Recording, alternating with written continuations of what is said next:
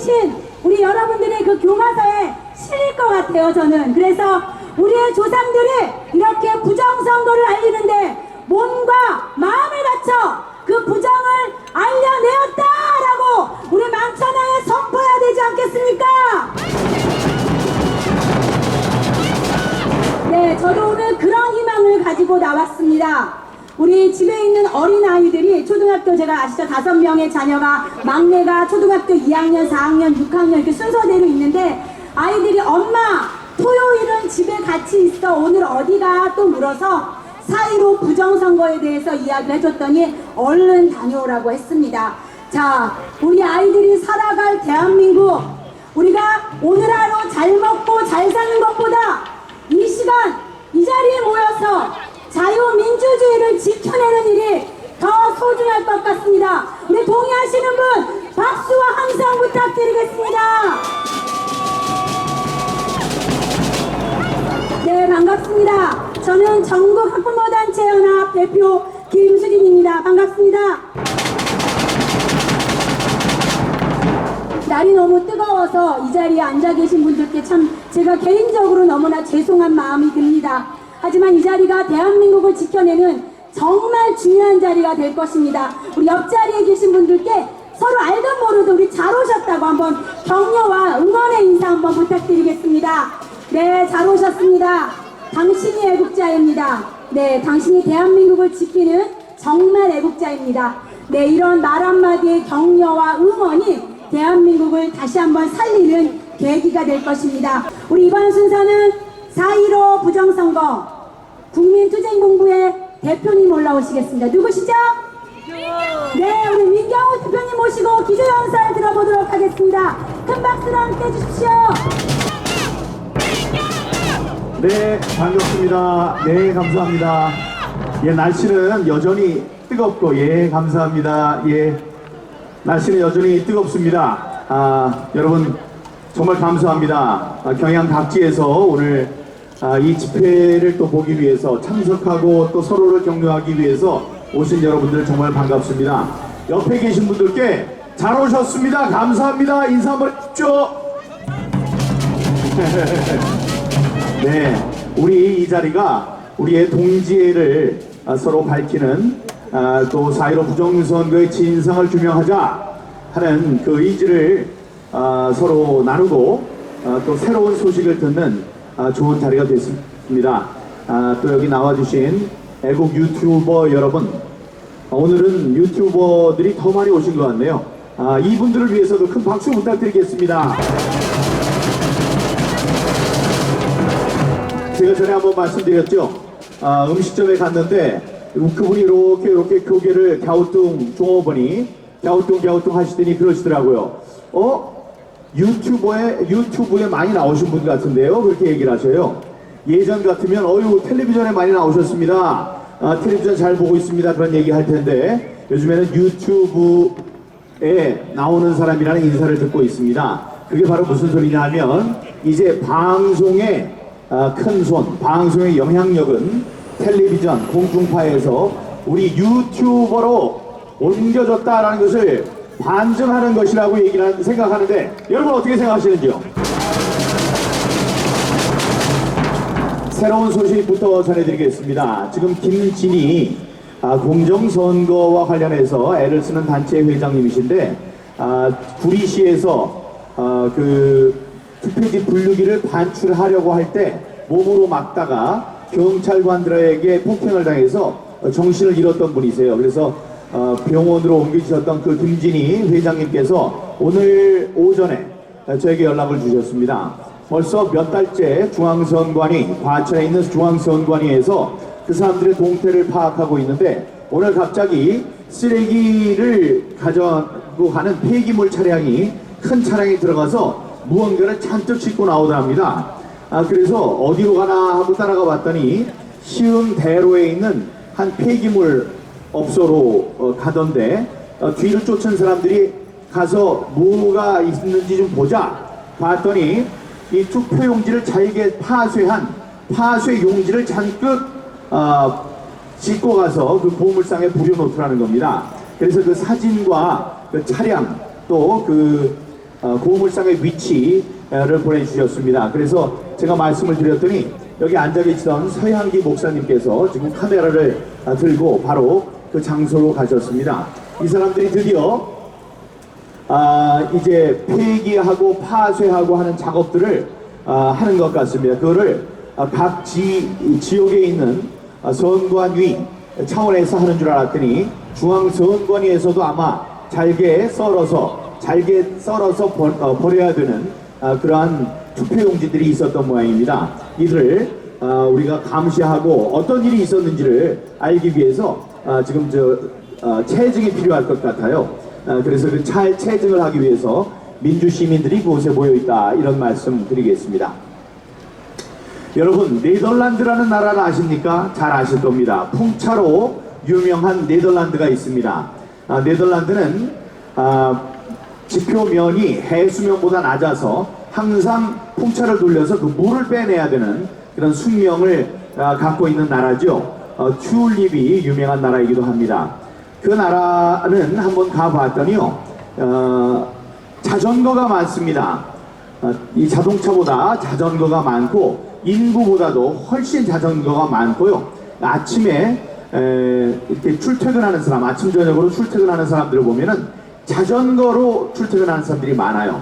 그래서 이런 큰 건물 옆에 보면 정말 산더미 같은 자전거의 거치대가 있는 걸 보고 참 놀란 적이 있었습니다. 아이들도 그 자전거를 가르쳐주고 아빠와 같이 타고 온 가족이 같이 타고 다니는 걸 봤습니다. 그래서 제 생각은 이 사람들이 이래서 그렇게 운동을 잘하는 거구나 하는 생각을 한 적도 있었죠. 이 나라에서 얼마 전에 있었던 일입니다. 중앙선관위에서 이런 결정을 내렸습니다. 우리가 전자 개표를 하는데 이 전자 개표기를 놔둘 테니까 우리나라에 있는, 네덜란드에 있는 해커들은 전부 다 한번 나와서 이 완벽한 기계라고 얘기하는 전자 개표기를 한번 해킹해봐라, 이렇게 얘기를 했습니다. 그러니까 해킹에 자신이 있는 해커들이 모두 모였어요. 그래서 그 해커들이 그 투표용지 분류기, 우리가 투표용지 분류기라고 부르는 그 전자개표기에 해킹에 성공했을까요? 실패했을까요? 했습니다. 네, 성공했습니다. 성공했더니 지금 네덜란드 당국에서는 바로 어떤 결정을 내렸느냐, 전자개표기를 쓰지 말아라 하고 결정을 내렸습니다. 근데 그 쓰지 말라는 결정이 굉장히 명쾌하고 좋고, 또 우리가 배워야 할 것이 선거를 하고 개표를 하는데 해킹을 했다는 증거가 하나도 없었습니다. 하지만 외국의 사례, 또 해커들의 주장에 따르면 우리가 그 기계를 해킹을 할 수 있습니다 라는 얘기를 한 거예요. 그랬더니 해킹을 한번 해봐라, 그래서 성공했습니다. 하자마자 네덜란드에서는 우리나라의 전자 개표는 없다 하는 결정을 내렸습니다. 그 결정은 해킹이 있었기 때문이 아니라 민주주의를 떠받치는 가장 중요한 기능 가운데 하나인 선거를 그렇게 해킹을 당하는, 해킹의 가능성이 있는 기계에 맡길 수 없다. 해킹을 당하는 그 투표지에 우리의 운명을 맡길 수가 없다 하는 결정이었던 것입니다, 여러분. 마땅히 우리도 그래야 하지 않겠습니까? 그래서 저는 중앙선관위와 대법원에 제의를 합니다. 우리 네덜란드 선진국, 네덜란드 강소국 네덜란드가 그랬듯이 우리도 해커라면 세계에서 둘째가라면 서러운 나라입니다. 그러니까 우리가 투표지 분리기 전자개표기를 놓고 해커들을 부르고, 과연 여기에 통신장치가 있는지, 있다면 바깥에서 무선으로 이 장치를 우리가 제어하고 관리하고 지배할 수 있는지 한번 맡겨보는 게 어떻습니까? 맡겨놓고 만약에 해킹에 성공한다면 우리도 전자개표기를 철폐한다, 이런 결정을 내려야 한다고 생각하는데 여러분께서는 어떻게 생각하십니까? 선관위는 작곡해! 맞습니다. 이런 결정을 내릴 수 없는 선관위는 자폭해야 합니다. 또 제가 오스트리아의 예를 들었었죠. 2016년에 전국적인 선거가 있었는데 그 선거의 어느 지역에서 참관인이 없는 테이블에서 개표가 진행됐다. 그 한 가지 사례. 또 단 4통의 이 선거를 우편을 통한 우편 선거 투표용지에 흠이 있었다. 봉인에 흠이 있었다. 단지 그 이후로 그 헌법재판소는 그 전체 선거에 대해서 무효 판결을 내렸습니다. 그래서 전국적인 선거를 다시 했었어야 합니다. 지금은 4통은커녕 400통의 정말 투표함이 이상하게 되고 봉인을 이상하게 다시 찍고 자기의 사인을 함부로 하는 그런 장면들이 수십 건이 발각이 됐음에도 불구하고 이 사람들 지금 대법원에서는 꼼짝도 안 하고 중앙선관위에서는 아까 말씀드린 바대로 선거 용지를 파쇄하고 있습니다. 이런 중앙선관위 우리 가만히 놔뒀으면 되겠습니까? 중앙선관위는 자폭하라!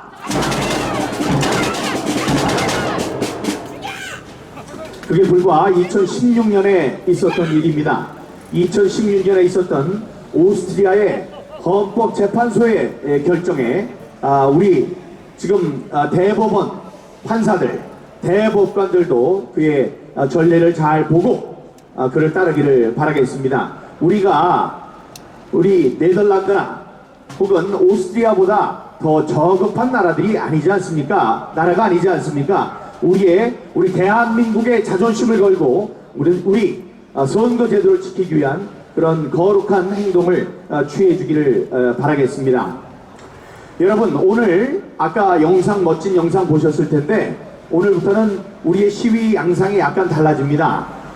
이 세대 우리나라를 끌고 나갈 세대는 젊은이들입니다. 우리들이 우붕이라고 얘기하는 우한 갤러리에서 나온 분들도 있고 다른 젊은이들도 있어요. 저기 뒤에 아까도 오면서 보니까 많은 젊은이들이 이 검은 옷을 멋지게 차려입고 남자 여자 할 것 없이 앉아 계시는 모습을 보았습니다.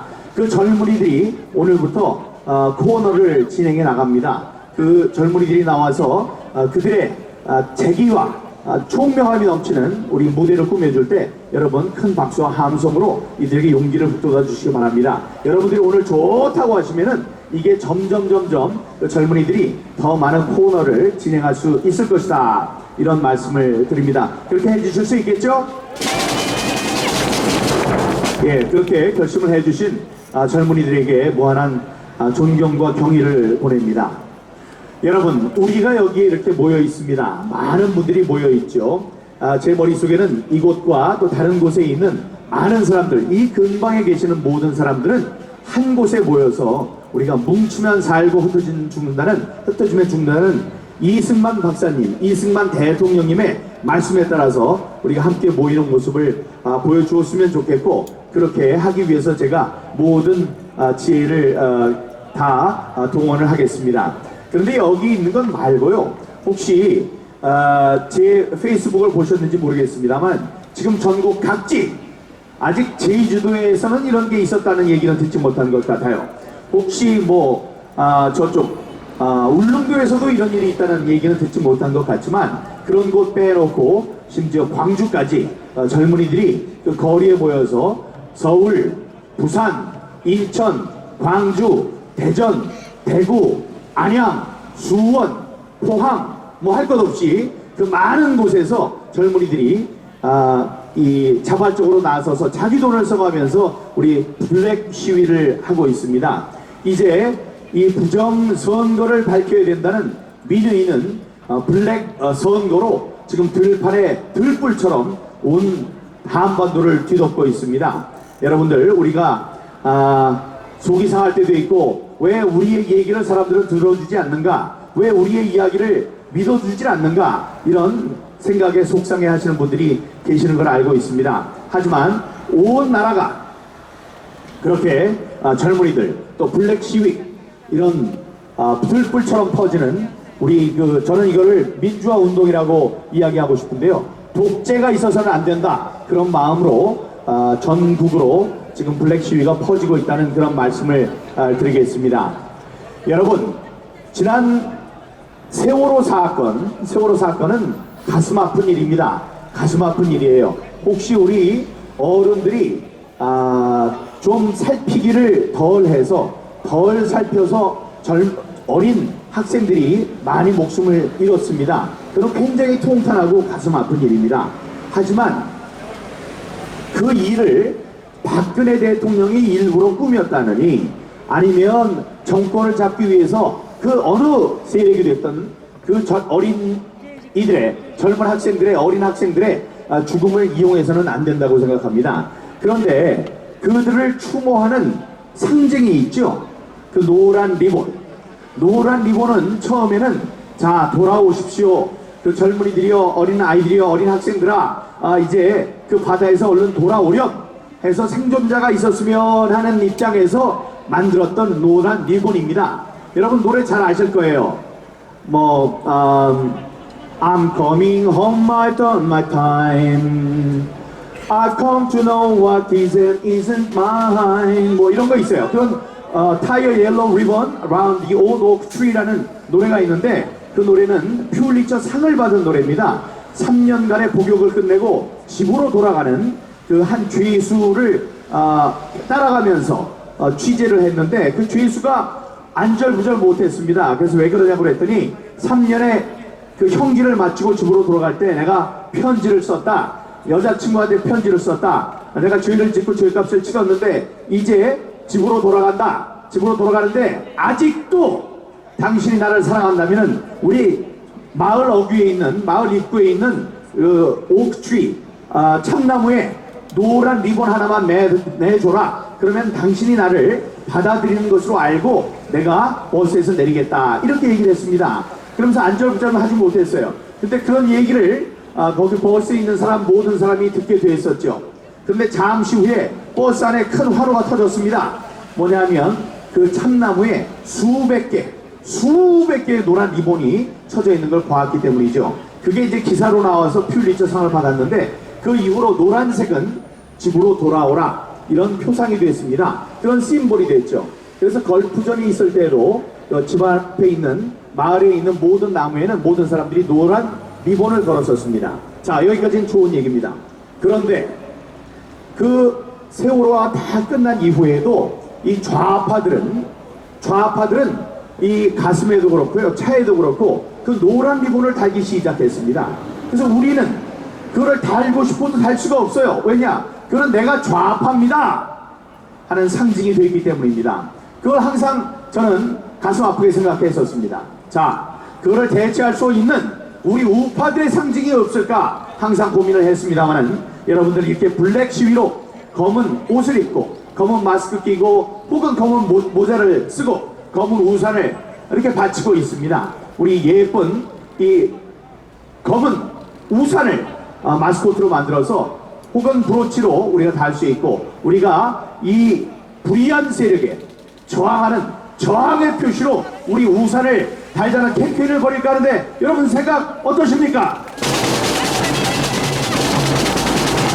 네, 우리 우파 중에 실력이 있는 많은 디자이너들이 또 계실 겁니다. 지금 온라인 상에도 예쁜 그런 우리 디자인들이 많이 있는 것을 저희들이 발견할 수 있는데 그런 디자인들을 많이 퍼뜨려서 우리가 자랑스럽게 우리는 이번 4.15 부정선거가 잘못됐다고 생각합니다. 4.15 부정선거를 다 무효화하고 우리가 다시 선거를 해야 한다는 그런 표식으로 우리가 달 수 있었으면 좋겠습니다.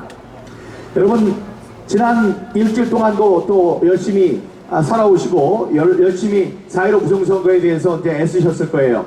근데 가장 궁금하고 속상한 것이 왜 대법원에서 가만히 있느냐 이런 겁니다.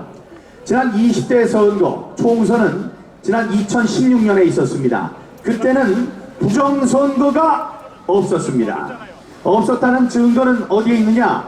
단 26표 차이로 승패가 갈렸던 인천 부평 갑에 있는 문병호 후보가 자기는 다시 한번 대표를 하면은 그 26표 차이가 뒤집어질 것 같습니다 3표, 저쪽으로 갔던 13표만 이쪽으로 오면 제가 이깁니다 하면서 재검표를 그때 요청을 했습니다.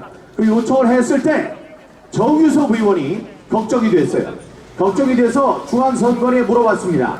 아니 이거 뒤바뀌는 거 아닙니까? 이거 가슴이 조마조마한데요. 그랬더니 중앙선관위에서 얘기를 했습니다. 아이고 걱정 안 하셔도 됩니다. 단 한 표도 틀림이 없을 겁니다. 이랬습니다. 그리고 나서 지난 선거 때는 6월 10일 날 재검표 결정이 나고 6월 29일 날 재검표가 이루어졌습니다. 그때 제가 몇 차례 말씀드린 것처럼 정유섭 의원이 받은 표 단 한 표도 착오가 없었어요. 다음에 문병호 후보가 얻었던 표 단 한 표도 착오가 없었습니다. 그래서 26표 차이가 그대로 유지되는 것 같았는데 나중에 보니까 무효표가 있어요. 몇백 표에 무효표가 있어요. 그래서 무효표를 하나둘씩 까기 시작했습니다. 그런데 문병호 후보 측에서 이건 무효가 아닙니다. 이건 제 표입니다. 하고 해서 무효표 가운데 딱 3표를 가져갔습니다. 그래서 26표 차이가 23표 차이로 좁혀지긴 했지만 그 당락에는 문제가 없었습니다. 조직적으로 누가 부정선거를 했다는 그런 증거를 발견할 수 없었기 때문입니다. 여러분 그런데요 재밌는 현상이 있어요. 문병호 후보 부인의 성함이 어떻게 되는지 아십니까? 문병호 후보의 부인은 성함이 유자, 숙자, 민유숙 어디서 많이 들어보지 않으셨습니까? 대법관입니다 지금. 그래서 제가 얘기합니다. 민유숙 대법관님 지난번 선거에서 남편분이 요청했을 때 재빨리 재검표하지 않으셨습니까? 물론 그때는 대법관이 아니셨죠. 하지만 이번에도 그렇게 신속하게 재검표가 이루어져야 되지 않겠습니까 여러분? 민유숙 대법관뿐만이 아니고 그 대법관 우리가 기억해야 되는 이름들이 많습니다. 김명수 대법원장, 다음에 이번에 안 된다라고 얘기하는 김상환 대법관도 있고요. 여러 대법관들이 있어요. 그 대법관들께 우리 이름을 다 기억해야 합니다. 이 히라보 중에 이스라엘 민족이 얘기하는 그게 있는데 지난 가스실에서 죽어간 많은 사람들이 있었습니다. 그들의 원수를 갚기 위해서 그들의 이름도 기억하고 그들을 가스실에 보낸 바로 그 사람도 기억을 해야 한다. 그래서 히브리어로 야드 바셴, 그게 바로 무슨 뜻이냐? 그들의 이름을 기억하랍니다. 그래서 우리들은 이번 선거에 잘못된 역할을 맡은 문재인, 이해찬, 또 이낙연, 조혜주, 또 양정철 같은 사람들의 이름을 잊어버리면 안 되겠습니다. 그 사이에 그 이름 중에 우리 대법관들의 이름도 우리가 기억을 해서 그분들이 역사의 죄를 짓지 않도록 이번 4.15 부정선거에 단초가 될, 그거를 밝히는 단초가 될 민경욱 지역구의 민경욱 지역구인 연수을의 표부터 재검표 하자! 이런 여러분의 목소리를 들어표 주시기 바랍니다.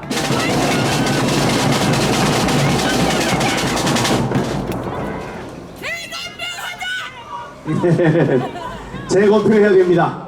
여러분 제가 항상 얘기합니다. 이번에 중기 목표는 두 가지입니다. 4.15 부정선거의 진상을 밝히고 그 주범들을 처단하는 겁니다. 그 밑에 있는 작은 목표, 현실적인 세 가지 목표가 있습니다. 우리의 민주선거를 가로막는 세 가지 척, 전자개표, 사전투표, QR코드, 이 세 가지가 다음번 선거에 나오면 되겠습니까? 안 되겠습니까? 이 세 가지를 없애는 일이 우리의 구체적인 목표입니다. 그것을 위해서 우리 행동강령을 말씀드렸죠. 분노하라! 예, 3번씩 같이 외쳐주시기 바랍니다. 분노하라! 조직하라! 소리치라! 예, 우리의 주장은 일관적입니다. 한 번도 변하지 않았습니다. 제가 처음 바로 첫날부터 외쳐왔던 구호를 외치겠습니다. 마지막 구호를 함께 외쳐주시기 바랍니다. 중앙선관위는 부정선거 실태를 실토하고 국민 앞에 섰고 퇴주하라. 사전투표와 QR코드 전자투표는 민주주의를 가로막는 3대 공적이다. 즉각 철폐하라. 검찰은 국기문란을 야기한 총선 부정 의혹에 대한 전면적인 수사에 즉각 착수하라. 민주주의가 풍전등화의 위기에 처했다. 애국 민주시민이여 총 골기하라. 부정선거 규명 없이 민주선거 다시 없다. 통합당은 진상규명 특위를 즉각 구성하라. 대법원은 모든 정치적 외압에 항거하고 양심에 따라 공정히 재판하라. 21대 총선은 헌정사상 최대 규모의 조작선거였다. 주동자를 엄중 처벌하라. 뭉치면 살고 흩어지면 죽는다. 부정선거 저항 세력이여 대동 단결하라. 대법원은 4.15 총선 투표지에 대한 재검표를 즉각 실시하라. 지금 원내에서 미래통합당 의원들이 참 열심히 애를 쓰고 있는 건 압니다. 그들은 모든 것을 빼앗겼습니다. 18개 상임위원장 모두 빼앗기고 지금 엄청난 액수의 추경 예산안도 손도 대지 못하고 그냥 날치기 처리되는 것을 수수방관 지켜볼 수밖에 없었습니다. 이들에게 얘기합니다. 만약에 지난 선거가 공정하게 치러져서 여러분들이 질 거를 졌다면 지금 절치부심하고 다음번을 기약해도 좋습니다. 하지만 다 이긴 선거에서 개표를 도둑맞아서 표를 도둑맞아서 우리가 졌는데도 지금 저꼴로 가만히 있다면 이건 정말 천치 순맥이 아니겠습니까? 아니 그걸 모르고 다음번 선거를 기약하겠다. 다음번 지방선거에서 이기면 된다. 다음번 대선에서 이기자. 이러면서 다음을 기약하는 여러분들 미래통합당 의원들에게는 미래가 없습니다. 제가 이런 얘기 하기가 싫습니다. 하지만 지금 그 안에 있는 사람들 떨치고 일어나야 합니다. 지금 이 판이 어떻게 돌아간 건지 어떻게 도둑맞은 것인지를 모르고 계속 그런 패배감에 열패감에만 넘쳐서 열패감을 느끼고 아무 짓도 하지 못하고 있다면 옳지 못합니다. 여기에 지금 100명 넘는 국회의원들이 나와서 소리친다고 생각해 보십시오. 그러면 이 세상이 바뀝니다.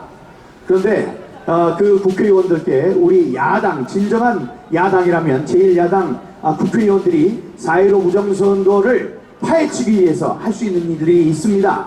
원내에서도 제가 주호영 대표께 말씀드렸어요. 상가에서 만나서 말씀드렸습니다. 대법원에라도 좀 호소를 하고 이야기를 해라. 왜 지난 지방선거, 지난 선거에서는 일찍 표를 깠는데 이번에는 재검표를 이렇게 늦추느냐? 그러면 안 된다라는 이야기를 하라고 얘기를 했습니다. 그러니 그건 하겠다고 얘기를 했었어요. 하지만 했습니까? 했으면 말씀을 해주시기 바랍니다. 그런 것도 하지 못한다면 지금 그 자리에 앉아 있을 자격이 없습니다. 우리가 야권이 전부 다 통합해서 힘을 모아야 되겠지만 그 원내에서 힘을 모아서 이번 부정선거를 파헤치는데 여러분들의 힘을 다해 주실 것을 부탁드립니다. 여러분 감사합니다. 사랑합니다.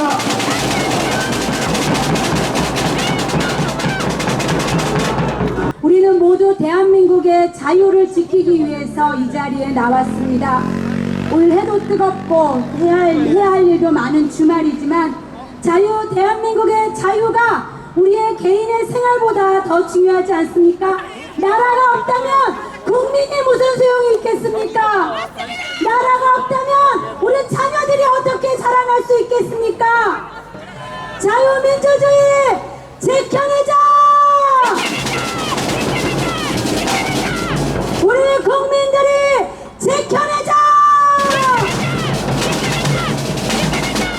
반드시 끝까지 지치지 말고 우리가 지켜내야 할 줄 믿습니다. 우리 이번 순서는 6월 30날 정론과 소통관에서 기자회견했던 대법원은 빨리 수교표를 진행하라는 성명서를 우리 박주현 변호사님과 또 멀리 대전에서 오신 김소연 변호사님께서 함께 낭독해 주시겠습니다. 우리 큰 박수로 무대로 모시겠습니다.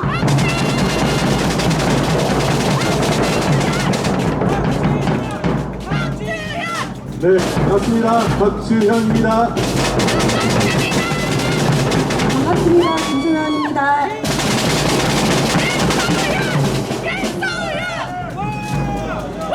날씨가 무척 더운데 이렇게 블랙 우산으로 이제 시원한 열기를 보여주셔서 감사합니다. 자, 오늘은 아직까지 수개표를 하고 있지 않습니다. 전략없이 미루고 있는 대법원을 향해서 우리 국민 모두가 대법원을 향해서 외칩니다. 예, 낭독하겠습니다. 성명서.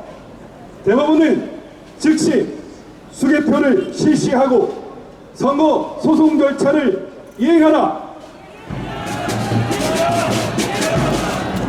2020년 4월 15일 제21대 국회의원 총선은 전 선거구의 투표, 개표, 관리 등 선거 과정 전반에 불법과 조작이 이루어진 선거였다. 이와 같은 부정선거로 인해 대한민국 국민주권은 철저하게 유린당했고 우리의 자유민주주의는 처참하게 훼손당했다. 이에 분노한 수많은 유권자들, 후보자들, 그리고 정당은 자유민주주의의 근간인 공정한 선거를 수호하기 위하여 5월 15일까지 선거 무효 소송을 제기하였고 그 소송은 무려 130여 건에 이르렀다. 심지어는 전 지역구 비례대표 총선 무효소송까지 제기된 상태다.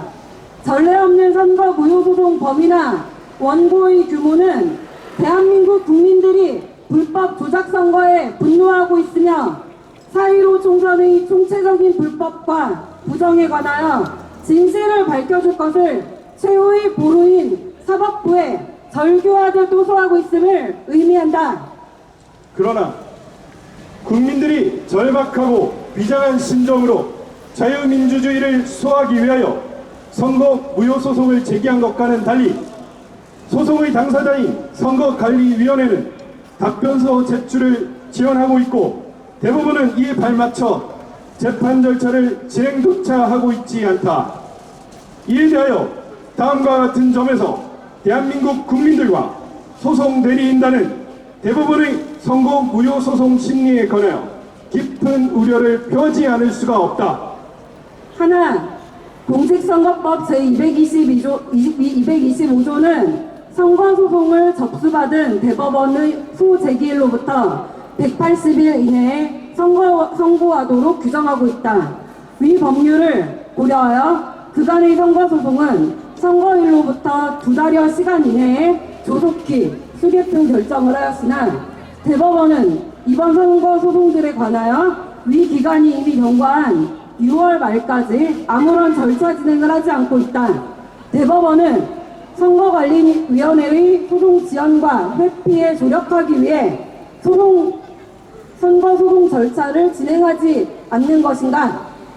둘, 이번 선거 소송은 전자적 방법을 포함하여 다양한 방법으로 사전투표와 개표를 조작하였다는 것을 그 무효 사유로 하고 있는 바 조속하게 수개표를 실시하고 선거관리의 무결성을 확인하기 위한 검증 절차가 수반되어야 한다. 그럼에도 불구하고 국민들은 지금까지도 대법원이 가장 기본적인 확인 절차인 수개표 실시조차 미루고 있는 것을 목도하고 있다. 대법원은 각 무효 사유를 밝혀 선거사무 관리 집행상의 하자를 철저히 밝혀낼 의지가 있는 것인가? 셋. 대법원이 수개표를 비롯한 재판 절차의 지연이 실질적인 답변서 제출을 미루며 재판을 지연시키고 있는 선거관리위원회의 입장과 궤를 같이 하고 있다. 국민들은 이미 대법관이 중앙선거관리위원장을 겸하고 있는 점을 들어 대법원이 선거소송을 공정하게 진행할 것인가에 대하여 크게 불안해하고 있다. 대법원은 선거관리위원회에 대하여 소송 지휘를 하지 않을 것인가? 선거관리위원회의 지연과 회피에 부응이라도 하듯 부작위로 일관할 것인가? 네. 대법원을 비롯한 각급 법원은 이 사건 핵심 증거들인 통합선거인 명부, 서버, 전자개표기 등 전산장비에 관한 증거 보전을 일률적으로 기각하여 왔다. 기각의 이유는 한마디로 선거소송에서 충분히 위 증거들에 대한 제출이 기대되므로 보전의 필요성이 없다는 것이다. 대법원이 선거소송을 조속히 진행하지 않는다는 것은 위 핵심 증거들에 대한 증거 보전 또한 지연되거나 이뤄지지 않는다는 것을 뜻한다. 대법원은 이른바 담군일의 최악 범죄, 불법 부정선거 의혹에 둘러싸인 사건에 대한 실체적 진실을 밝힐 의지가 있는가? 특히 선관위조차도 다양한 검증을 원하고 모든 증거를 제공할 것이라 공언하였음에도 법원이 핵심 증거에 대한 증거 보전을 기각한 것에 대하여 많은 국민들은 대법원이 앞장서서 적극적으로 선관위를 비호하려 한다고 불신하고 있다. 법원은 공정한 심판과 역할을 포기하고 신뢰받지 못한 기관이 될 것인가? 이와 같은 이유로 선거 무효 소송을 제기한 유권자, 후보, 소송 대리인단은 대법원의 수개표 결정의 지연 그 자체가 공정한 재판을 받을 권리를 침해하므로 아래와 같은 두 가지 간명하고 단호한 촉구를 하는 바이다.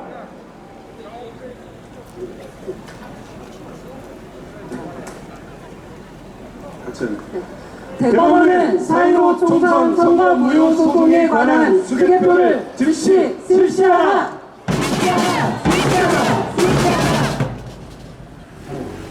부정선거를 밝히기 위한 검증 신청을 모두 채택하고 조속히 실시하라! 국민들이 원하는 것은 대법원이 정의의 여신처럼 저울을 들어 진실이 어디 있는지를 공정하게 살펴달라는 것뿐이다. 수개표를 실시하는 것조차 권력이 두려워 주저하는 것이라면 정의와 부정, 불법의 무게를 가려야 할 대법원이 스스로 법원이기를 포기한 것이다. 따라서 대법원은 선거 무효 소송에서 바로 신속하게 수개표를 실시하고 납득할 만한 검증 절차를 서둘러 진행하여야 한다. 2020년 7월 4일 국민투쟁본부 대표 민경우, 4.15 총선 후보자 김소연, 나태근, 박용우, 이현주. 4.15 부정선거 진상규명을 위한 변호사연대 일동 감사합니다. 이번에 올라오실 분은 저는 이 대표님만 보면 막 저까지 유쾌해져요. 이 머리 아프고 우울한 부정선거를 아주 우리 국민들이 알아듣기 쉽게 재밌게 웃음으로 전달해 주시는 이봉규 대표님 무대로 모시겠습니다.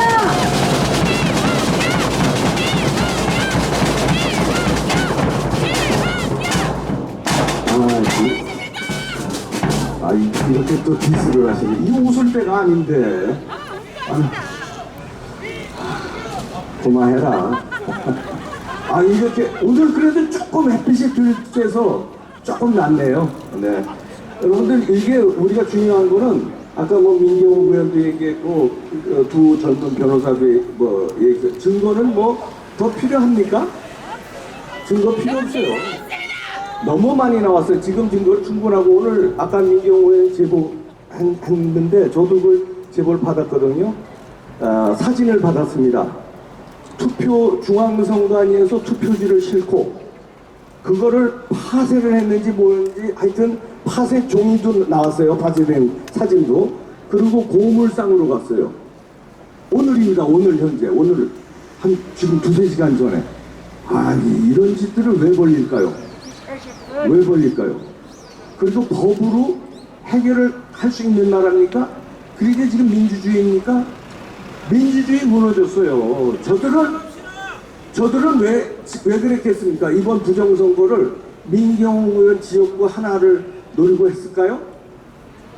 전국을 그림을 딱 그렸어요. 그림을 그리고 자 여기는 뭐 필요 없으니까 여기 그냥 이렇게 하고 야, 요 지역에서는 이제 요것만 해. 뭐 3군데만 해라. 경상도 여기 다 할 필요 없어. 3군데만 하고 여기는 이제 할 필요 없고 수도권에서도 여기만 해. 여기 한 20군데만 손보자. 강원도에서 한 2군데만 손보자.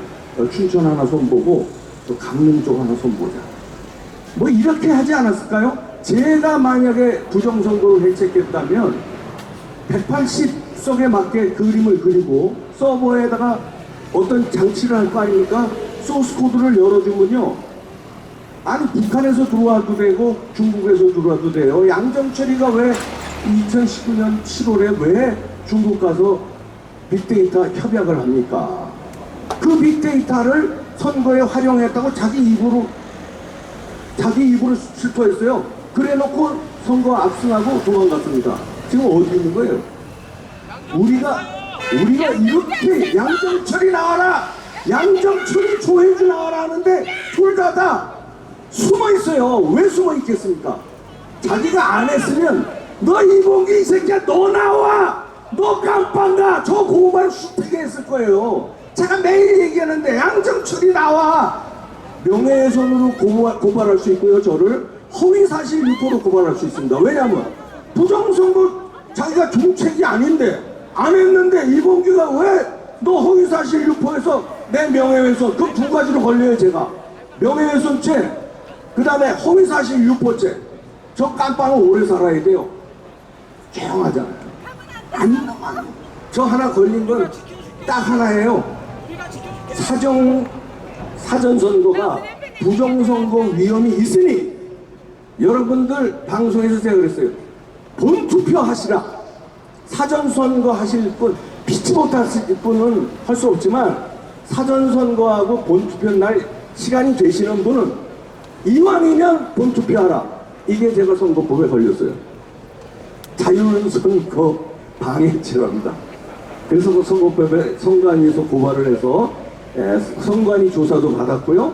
그 다음에 경찰 조사도 받았어요. 지금 검찰에서 안 부르고 있습니다. 전 부를 때를 기다리고 있어요. 부르면 저는 거기서 부정선거를 밝힐 겁니다. 검찰 없이 걸려요. 근데 지금 이게 법적인 싸움, 그 다음에 증거 이런 거는 소용이 없어요. 왜냐하면 이미 다 돼 있고 우리 아까 전문 변호사들 준비 다 했어요. 이제 필요 없어요. 이제 필요한 건 뭡니까? 여러분들이 포기하느냐 포기하지 않느냐예요. 진실은 있단 말이에요. 나왔단 말이에요. 사실도 나왔어요. 네, 그냥 가요? 아, 저분 내일 저분 제일 소리 질. 아, 결혼은 하셨어? 결혼하셨어? 결혼 안 하셨지? 야, 결혼했으면 저 남편 대단한 사람이야. 대단한 사람. 저분이에서 박수 한번 주세요. 그리고 여기 유튜브 지금 한 20대 와 계신데 유튜브 하시는 분들 참 대단하신 분들이에요. 왜냐면 이거 제가 해봐서 알지만 저는 60만 명 정도 되니까 그래도 비용이랑 이런 거 다 돼요. 네, 구독자들이 많아서. 그래도 노란 딱지 붙어서 정상적인 수익보다는 훨씬 적게 들어오지만 그래도 적자는 안 납니다. 근데 제가 실례지만 여기 나오신 분들 진짜 PD도 없이, 왜냐면 PD 둘 수가 없어. 비용이 안 돼. 그냥 나라 사랑하는 마음에 밝히 모자, 이런 모자 쓰고 우산 쓰고 나오시는 거예요. 이분들 진짜 애국자입니다. 이분들 위해서 박수 한번 크게 주세요. 정치인은 정치인대로 민경욱과 김소연 변호사, 차명진 등등 부정선거를 끝장내자는 정치인은 정치인대로 포기하지 말고, 변호사들 박주현 등등등등 변호사들은 변호사들대로 포기하지 말고 우리 북치는 여기 소년이 아니라 나이 드신 우리 선배님들 아주머니들 계시는데 이분들 위해서 또 박수 한번 주세요. 북치는 거 포기하실 겁니까? 이분들은 이분들대로 북치는 걸로 포기하지 말고 북 계속 치고 여러분들은 어떻게 해야 돼요? 여러분들은 포기하지 말고 계속 주장하고 소리치고 외치고 여기 나와야 되는 거예요. 나오실 거죠? 포기하면 안 됩니다. 포기하면 안 돼요. 왜냐하면요, 저들이 여기 저기 있는 사람들도요 다 몰라. 핵심 몇 명만 가담해가지고 조회주라든가 핵심 몇 명만 가담해서 소스코드를 열어놨기 때문에 지들은 부정선거 했는지도 모르고 저기서 근무할 거예요. 대법원. 저 사람들도 분노해야 돼. 왜냐하면 대법원에서 대법관이 됐거나 아니면 저기서 일을 한 사람은 얼마나 우리나라 최고의 엘리트들이에요. 최고의 엘리트들인데 자기도 모르는 사이에 부정선거 집단의 하수인이 돼버렸어. 몰라 자기는 부정선거 했는지. 그런데 이렇게 나와서 앞에서 여러분들 외치고 있는 거예요. 근데 누가 분노해야 되냐면요, 여러분들도 여러분이지만 저기서 근무하는 우리나라 최고의 엘리트들, 저분들이 분노해야 됩니다. 분노하라 한번 외쳐주세요. 분노하라! 대법원이요! 분노하라! 분노해야 됩니다. 그리고 요 앞에 검찰청 있습니다. 검찰청. 윤석열은 알고 있는지 뭐 제가 생각할 땐 알고 있는 것 같아요. 부정선거에 대해서. 그리고 일부 검사들은 부정선거에 대해서 알고 있는 것 같아요. 왜냐하면 저거 개인적으로 만나서 얘기한 사람도 있고 통화한 사람도 있고 부정선거에 대해서 확신을 가지고 있더라고요. 근데 왜 막 수사 안 해? 내가 욕을 했어요. 술 먹다가. 너 검사잖아. 너 막 알면서 왜 수사 안 해? 악소리 못하고 고개 떨구더라고요. 조직이다 이거 조직. 명령이 내려와야 수사하는데. 알고 있는 사람들도 있지만 검사들 중에서 부정선거 핵책한 거 모르고 있는 사람들도 있어요. 그렇다면 우리나라 검사가 보통 엘리트입니까? 최고의 엘리트에 어깨 힘까지 주고 칼질로 마음대로 깜빵에 쳐올 수 있는 권한까지 있는 사람들이에요. 저 사람들이 부정선거 방조 집단으로 몰리고 있어요. 그러면 누가 분노해야 돼요? 저 사람들이 분노해야 돼. 대검찰청에 있는 검사들아 분노하라고 한번 소리칩시다. 검사들아 분노하라! 검사들 분노하라! 쟤들이 들었을 거야. 여기 왔다 갔다 하는 검사들 들어야 돼. 저 사람들이 분노해야 돼요. 우리들은 이미 분노 많이 했고 우린 절대 포기 안 할 거야. 왜 포기하지 말아야 되냐면요, 어저께 뉴스 보고 깜짝 놀라신 분들 계시는 있을 텐데 대부분 깜짝 놀라셨을 거예요. 국정원장 누가 됐습니까? 국정원장 누가 됐어요?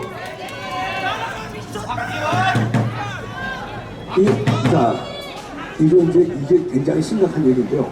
박지원이 문재인하고 친해서 문재인이 그 어마어마한 자리 거기를 또 권한 한번 행사. 형님, 그동안 우리 편 많이 들었으니까 이번에 한번 국정원장 맡으셔서 한번 잘해주십시오. 이렇게 했을까요? 친해서 그랬을까요? 민주당도 아닌데? 문재인도 어쩔 수 없이 박지원을 국정원장에 꽂지 않으면 자기가 죽게 생겼어. 뭐 때문에 그래요? 이거 어리어리하네 여기 이거. 이게 이래서 되겠습니까? 애국 시민들이 바로바로 튀어나와야지 뭐 하는 거야. 또 대놓고 얘기하면 그렇고 큰일 나는 상황이 지금 몰려 있어요. 이 부정선거가 밝혀지는 순간 선관위만 작살나겠습니까? 여기 도매금으로 같이 작살나. 왜냐면 선관위원장이 대법관이고 서울시 선관위원장은 서울시 부장판사고 각 시도별 선관위원장은요, 경적 올려주시네. 감사합니다. 박수 한번 주세요. 경적 올려주세요. 네. 경적 한번 다시 올려봐. 그렇지. 아닌가 보네. 그냥 얼떨결에 놀러고 있는데 또 아니 근데 자 왜 그렇겠습니까? 자기들이 공동운명체가 다 죽는 거예요. 청와대, 민주당은 물론이고 대법원, 선관위 다 죽는 거예요. 그럼 어떻게 되겠어요? 정보를 장악해야 되는데 이걸 누가 명령 내렸겠어요? 누구하고 해책했겠어요? 소스코드를 어디다 열었겠어요? 선관위 자기 부하 직원한테 열었겠어요? 소스코드를? 미쳤어? 내부 고발하면 양심 고발하면 다 죽는데 어디다 했겠어요 여러분? 합리적인 추론을 해보세요. 어디겠어요? 민주주의를 획책하는 집단이 어디야? 대한민국이 민주주의, 자유민주주의로 가면 안 되는 집단이 어디야? 공산주의자들 아니에요. 여기가 그러면 정상적인 투표로 자유민주주의 무너뜨릴 수 없다. 우리 목숨 걸고 무너뜨리자. 어디가 획책했겠어요? 어디가 마담했겠어? 그러려면 이걸 목숨 걸고 막아야 되는데 둘 중에 하나다고 봅니다. 저는 임종석 아니면 박지원인데 임종석을 바람을 한번 쫙 띄웠어요. 임종석 비서실장 소리 막 도니까 난리가 났잖아요. 이봉규 같은 놈들 막 기계 막 북한의 사주를 받았냐 어쩌냐고 난리를 치니까 쓱한 보다가 동무는 거저 안 되겠어. 박지원 동무 나오라고. 이렇게 된 거 아닐까요? 어디다가 국정원장을 박지원을 시켜? 대한민국, 대한민국의 국정원장을 자기 당도 아닌 민생당의 그런 전력, 제가 여기서 전력 얘기하면요, 아버지, 할아버지 전력 다 얘기하면 골치 아파서 얘기 안 해. 시간 관계상. 그런 사람을, 아니, 문화부 장관 이런 거는 그냥 하라고 그래. 원래 좌파들 잘하니까. 어디다 대고 국정원장을 시키냐고요. 아니, 이거는 우리가 분노하는 사항 차원을 넘어서 저들은 목숨 걸고 지금 사활을 걸고 막고 있다. 그런데 우리가 이렇게 집회만 정작 해서 되겠습니까? 이거 마이크 시스템도 이렇게 좋지도 않은데 막 울려 이거. 유튜브 하는 분들 준비하는데 저분들한테 내 죄송해. 왜냐면 음량이 제대로 나가야 되거든. 이게 울리면요 여기 있는 구독자들 다 빠져나가. 그런 거 기획해줘야 돼요. 아니 그런데 이렇게 해가지고 되겠어요? 안 된다니까. 상대가 누군데? 상대가 미국 사람들 같은 뭐 자유민주주의 체제에 사는 사람들 같아요? 홍콩에서 시위 정도 하는 사람들 같아요 상대가? 천만의 말씀이야. 상대는 목숨 걸고 박지원을 국정원장에 꽂는 사람들이에요. 목숨 걸고 자기 캠프에 있던 사람, 조혜주 선관위 상임위원장 총발로 갖다 앉히는 사람들이야. 목숨 걸고 하는 사람들인데 우리는 목숨 안 걸고 북이나 치고 유튜브 중계하고 이봉규 마이크나 잡고 이렇게 해서 저들하고 상대가 될 것 같아요? 아니 투표지를 오늘 갈았대잖아. 고물상에 줬대잖아. 사진 받았어요 제가. 그런 집단한테 이렇게 해서 될 것 같아요? 야 멋있다. 사기평화 사기탄의 저 퍼포먼스는 저 차이에 마셔주세요. 야 검정 10초간 빵 오다가 근데 우파는 이렇게 어리버리해서 안 된다니까. 일사불란하게 빵 하고 눌러야지. 아이고 딴짓하고 앉아도 이러고 말았지. 사기평화 사기탄에 하면서 자 마치겠습니다. 우리가 8일 오전에 끝내야 됩니다. 8일 오전에 하야를 안 하고 부정선거 실토를 안 하면 마지막 8일 오는 날 광화문에서 끝장을 냅시다. 그 전에 하야하고 부정선거 실토하라. 양심 고백자 한 명 나오면 그 사람은 대대손손 영웅됩니다. 여러분 그분들은 만약에 뭐 내부 고발자 나왔다 그러면 그분한테 부원금 쏠 거야 안 쏠 거예요? 쏠 거죠. 평생 먹고 살게 해줄게 해야죠. 한 명만 나와라. 한 명만 성관이. 좋아서 40 이하야 40 이상이야.